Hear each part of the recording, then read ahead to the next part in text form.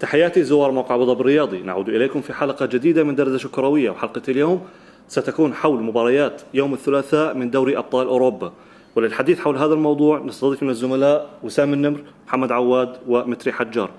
نبدأ مع وسام النمر. المجموعة الأولى ريال سوسيداد، شختار، مانشستر يونايتد، وبايرن ليفركوزن. أهم مباراة فيها حتكون اللي هي طبعا مانشستر يونايتد وبايرن ليفركوزن. شو رأيك في هذه المباراة؟ مبدئيا يعني هقول ان هنتكلم على المجموعه الاول. انه مانشستر المجموعه دي في حد ذاتها ممكن تكون خادعه شويه لبعض الناس، ممكن تفتكر ان هو مانشستر يونايتد هيقدر يتاهل منها بسهوله. لكن انا شايف ان بايرن ميونخ بايرن ليفركوزن بيمثل هو يمكن عقبه اساسيه في وجه مانشستر يونايتد. هو منافس اليونايتد، هو منافس اليونايتد المجموعه. اعتقد المباراه دي هتكون اللي ما بينهم هتكون زي ما بيقولوا كده البدايه اللي هنشوف منها بقى المجموعه دي هتمشي ازاي بعد كده. في مثلا عندك فرقه زي شختار مثلا ممكن تسبب مشاكل لليونايتد، خصوصا ان احنا مش عارفين لسه اليونايتد ملوش شكل يعني لحد دلوقتي. لكن برضو انا حاسس ان هو في الاخر ممكن ترسى على اليونايتد وباير ليفركوزن للتاهل، خصوصا ان ريال سوسيداد هو يعتبر الاضعف في المجموعه دي، رغم انه كسب ليون. بس ليون بتاع زمان غير ليون اللي هو كسبه ريال سوسيداد وتأهل على حسابه. حلو. محمد عواد، المجموعة يعني خادعة نوعا ما. طبعا اللي بشوفها بحكي انه مانشستر يونايتد هو اللي راح يتأهل فيها، ولكن عندنا فرق لا طبعا خطيرة يعني. انه مان يونايتد خلينا نحكي عنهم واحد. ليفركوزن بعيش فتره ممتازه جدا بالدوري. ستيفن كيسلينج، سيدني زام، غونزالو كاسترو عم بقدم مباريات كبيره بالدوري الالماني، 10 نقاط. اتوقع ليفركوزن مشكلته الرئيسيه الدفاع. هجوميا ممكن يقدر يسجل بمان يونايتد ذهاب واياب، لكن فريق طول الموسم حتى الان مباراه واحده بشباك نظيفه، مع انه بيلعب بالدوري الالماني ونتائجه كويسه. فليفركوزن هو الافضل حاليا كحاله، طبعا بعد المان يونايتد اللي هو المرشح الاوفر حظا انه يتاهل. لكن التاريخ شو بيحكينا عن مان يونايتد؟ انه بيطلع في المجموعات السهله. لما مع بازل لعب طلع من الدور الاول. لما وقع مع برشلونه تصدر مجموعته، يعني لما بايرن ميونخ وبرشلونه كانوا مجموعه واحده مانشستر يونايتد تصدر. لكن لما وقع مع فياريال ب 2006 طلع من الدور الاول، ومره ثانيه اخر ب 2010 2011 طلع من 2011 2012 طلع مع بازل. هلا هي مشكله المان يونايتد، لكن اتوقع انه قادر يتاهل. سوسيداد بيعيش حاله ماساويه في الدوري الاسباني. مباراه واحده وتعادل، فاز مباراه واحده بس لحد الان، وضع ماساوي. شو تغير عليه الموسم الماضي؟ كان موسم ماضي ممتاز. كان في مدرب تغير، يعني ريال سوسيداد طلع مدرب وطلع نادي عادي جدا في فرنسا. شختار كمان بيعيش حاله سيئه باوكرانيا. يعني شختار بعد ما طلع ويليان فعلا تغير وبعيش حاله سيئه، مركز رابع. وعندك حدا دينامو كييف صار ممكن بعرفش هو ترتيبه سابع او ثامن، متاخر جدا.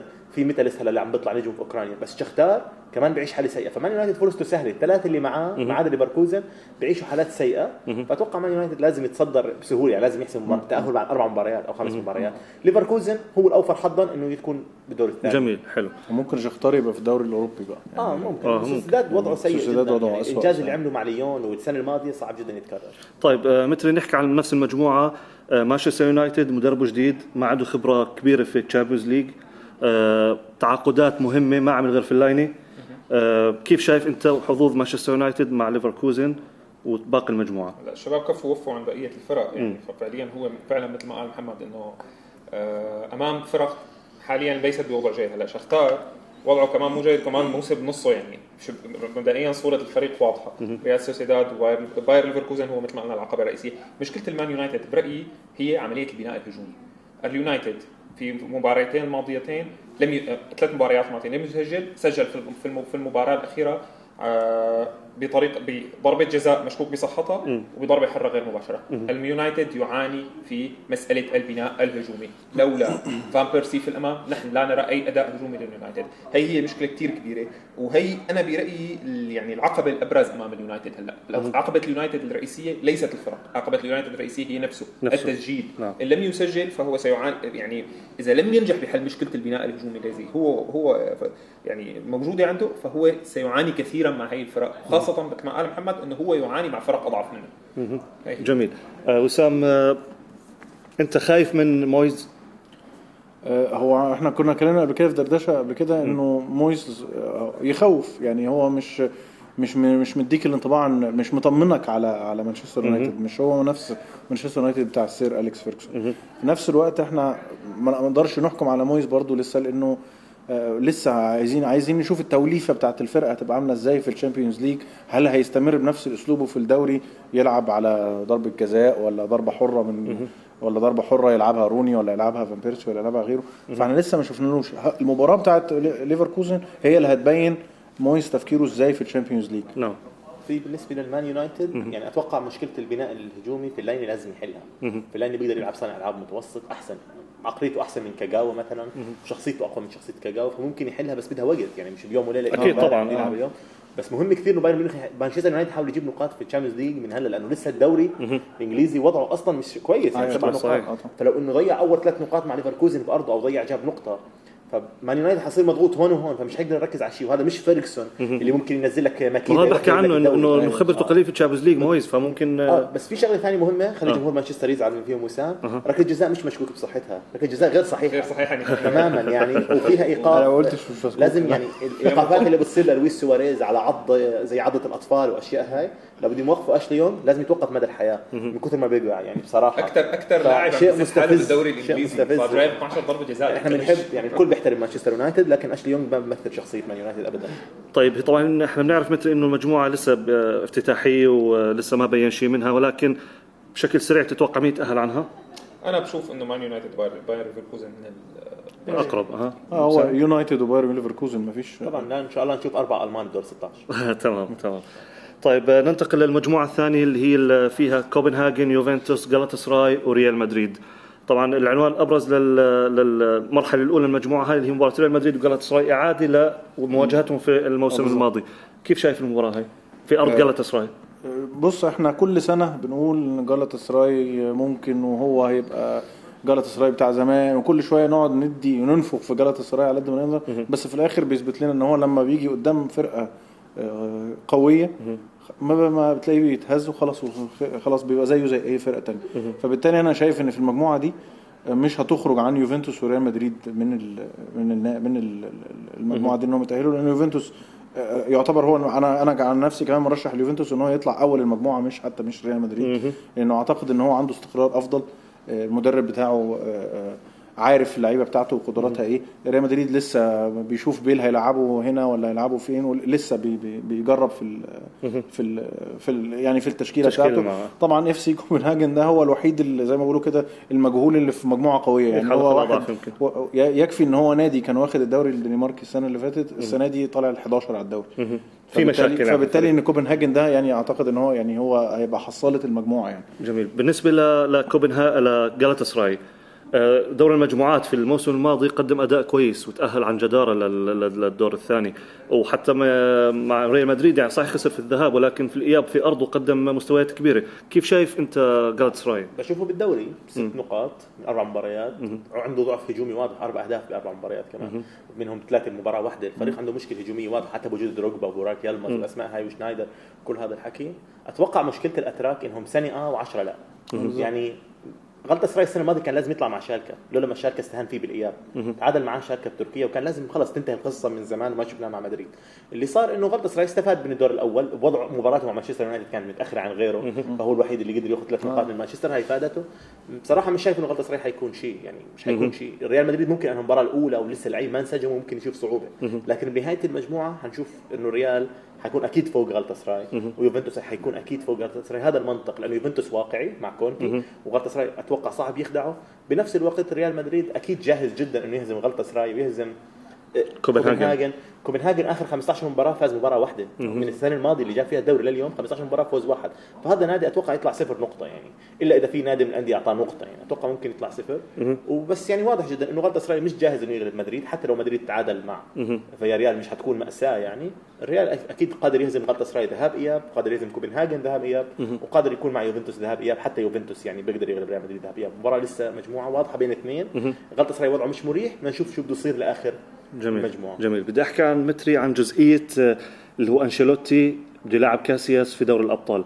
هل انت شايفها منطقيه انه حارس يفتقد الحساسيه المباريات يدفع فيه في الشامبيونز ليج اللي هي ممكن تكون الهدف الاول لريال مدريد هذا الموسم؟ هلا هي ليك هي تنقسم الى وجهتين. اول نقطه هي شئنا ما بينها هي عمليه حل مشكله خالقها وجود احساب الفريق وطموحات الجماهير. الفكره بالموضوع انه هي اولا لانه ما فيك انت المشكله، هذه هي خصوصيات الوضع الاسباني. الوضع الاسباني في شيء بدك تراعي وجود اللاعبين عندك، فهي احد حل المشاكل. هلا النقطه الثانيه التي تدل انه على ما يبدو انه ريال مدريد واثق تماما انه هو قادر يتجاوز المجموعه، فما عم بيشكل له هذا الوضع انه وجود كاسياس كحارس مرمى به لا يشكل خطوره. هلا قد النقطه الثانيه اللي كثير مهمه انه على ما يبدو انشيلوتي بده حارس خبير بدوري الابطال. العقليه الايطاليه دائما تقول انه ببطوله دوري الابطال الشخصيه هي الاساس قبل ان يكون التكتيك، قبل ان يكون اي شيء اخر ياتي بعد التكتيك. فالشيء اللي راح نشوفه انه تشكيله ريال بعقليه انشيلوتي راح تكون معظمها لاعبين خبراء بدوري الابطال وليس لاعبين معظمهم شبان، يعني راح يكون في تطعيمه شباب بس الشخصيه هي الاساس. هيك ايطاليا بتفكر ولذلك بيقولوا لك ميلان جيد بيقولوا اذا كان، ولذلك بيقولوا لك هذا فهذا الحديث اللي راح يصير. هلا هي مخاطره، طبعا مخاطره كتير كبيره، لانه بس كاسياس نحكي الصراحه بالمباريات اللي لعبها ما كان كتير سيء، يعني قدران انه يعني بالمباريات اللي لعبها بعد الاصابه سواء ببطوله اوروبا او بعدين بالمباريات دي ما كان وضعه سيء، قادر انه هو يتعامل مع مباراه بدوري الابطال جالاتا. بس في نقطه على قصه جالاتا، اذا اراد ان يحقق نتيجه هلا احسن وقت يحقق نتيجه فيه مع ريال مدريد، لانه الفريق لسه لم ينسجم، لم تكتمل بنيته التكتيكيه، بس بتصور شخصيته غير كافيه لهذا الشيء. جميل. بالنسبه لكاسياس بدي احكي لك عنها، تفضل. بدي احكي شغله عن كاسياس. كاسياس كان قبل سنه ونص حارس عظيم، حارس ممتاز جدا. انخفاض مستواه مش يعني انه كازياس حارس لازم مدريد يخاف لما يكون حارسه. يعني كازياس لما انخفض مستواه صار حارس من احسن 20 حارس في العالم، وهذا حارس بيجيبك تشامبيونز ليج. هاي الفكره المهمه. هلا احنا بنقارن كازياس مع كازياس، ما بنقارن كازياس مع حارس نادي ثاني. مشان هيك بنحكي كازياس نزل مستواه، لانه كازياس كان عالي كثير فنزل شوي. يعني حتى بوفون تعرض لانتقاد، مش مغامره يعني انه يدفع فيه في تشامبيونز ليج. ممكن ياكل اجوال تحرج الفريق. يعني هو كازياس ما كان يغلط غلطات فادح الا بركلات حره مباشره. هي المصيبه الاولى.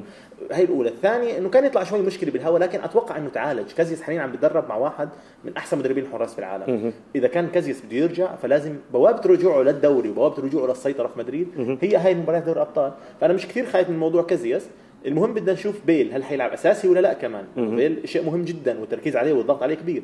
بيل قدم 60 دقيقه بالنسبه لواحد ما لعب له 100 واكثر من 100 يوم بدنيا، معناه انه هذا اللاعب خارق بدنيا، ركض وشات وشفناه وسجل. هل ممكن تكون دي عشان حماس البدايه؟ بدنا نشوف مع غالبا اكثر يعني. فبس واضح انه ريال مدريد يعني لازم يعني مباراتهم مع هاي المجموعه لازم ما تكون. طب نحكي على اليوفنتوس بسرعه. شو شايف اليوفنتوس؟ انا زي ما قلت في الاول خالص اليوفنتوس هو اعتقد بالنسبه لنا ان هو المرشح الاول في المجموعه دي ان هو يتاهل حتى يتصدر على ريال مدريد. هيتصدر على ريال مدريد.